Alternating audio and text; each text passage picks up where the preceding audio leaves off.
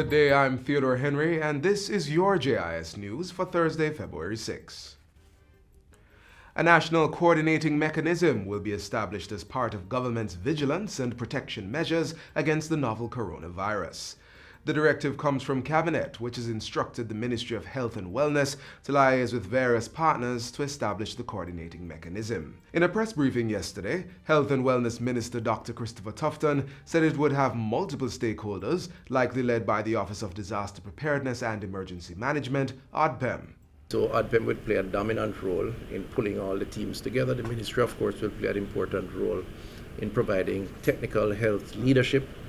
And so over the next few days, we have already started working on it. We will pull together this national coordinating mechanism. In the meantime, Dr. Tufton says the heightened travel restrictions for persons traveling to and from China remain in effect. The restrictions allow landing privileges for only Jamaican nationals, permanent residents, and those with marriage exemptions. They will, however, have to undergo rigorous checks and monitoring. All travelers would be subject to immediate quarantine and for a minimum of 14 days, and travelers who show any symptoms of the novel coronavirus will be put in immediate isolation.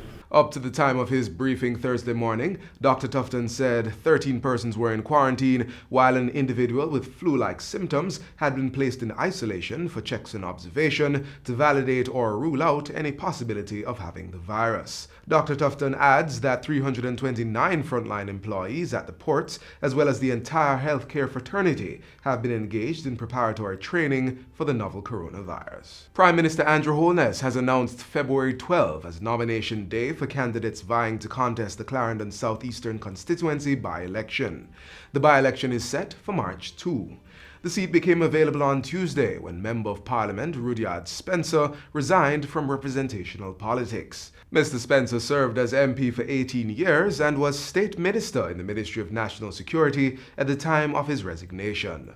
On Tuesday, the House of Representatives paid tribute, thanking him for his contribution to Parliament and the people of Jamaica. The former member, president of the Bustamante Industrial Trade Union, and in a sense represents the last of the outstanding work and leadership that has served in this House, and in the early years really set the tone and character of government. When he served as Minister of Health in 2007 to 11, Roddy was one of those ministers who was approachable by everyone. I want to say to you, brethren, keep on being what you have been, a representative of the people of Jamaica. And if what we hear is true, then I know you'll be a good representative as ambassador for the people of Jamaica. In response, Mr. Spencer expressed gratitude to his fellow parliamentarians and the people of Southeast Clarendon. I am in the House with friends on either side.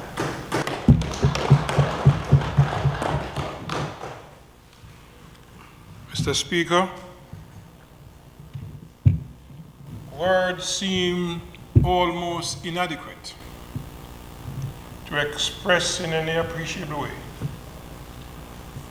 my true feelings. The former Member of Parliament was first appointed to the Senate in 1993 and served as Leader of Opposition Business in the Upper House from 1995 to 1997.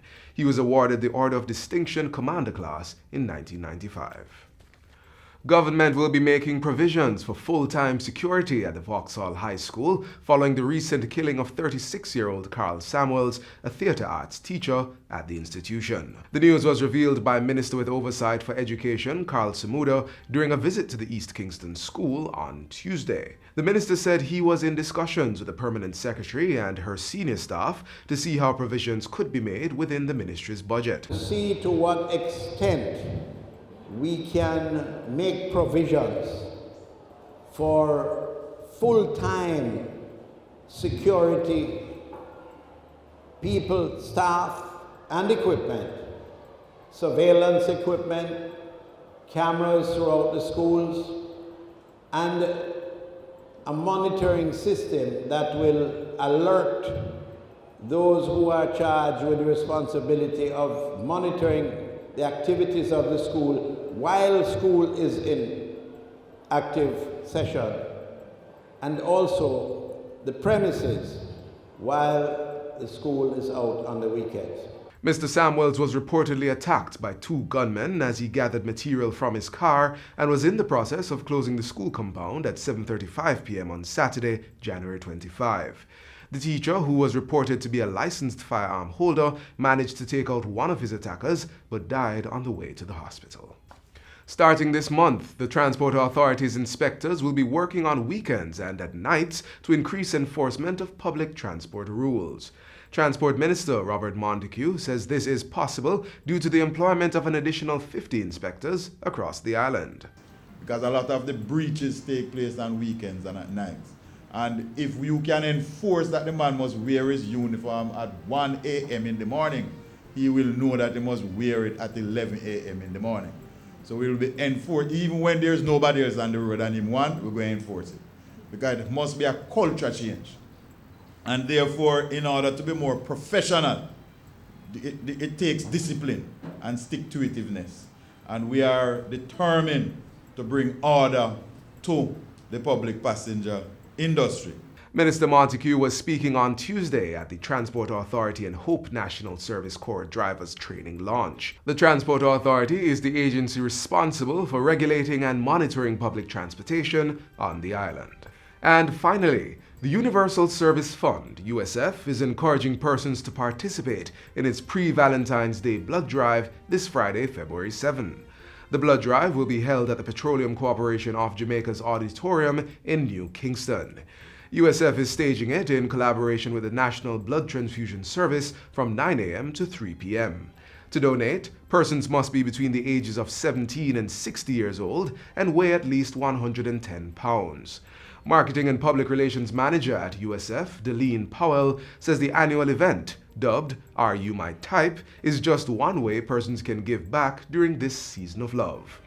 Persons participating in the blood drive are being reminded to eat a good breakfast and ensure that they do not have any flu-like symptoms or are taking cold or flu medication. Interested individuals and companies can pre-register by emailing marketing@usf.gov.jm. The blood drive is part of the USF's Tech Love Social Responsibility Initiative. And that's it for JIS News today. I'm Theodore Henry. Thanks for watching.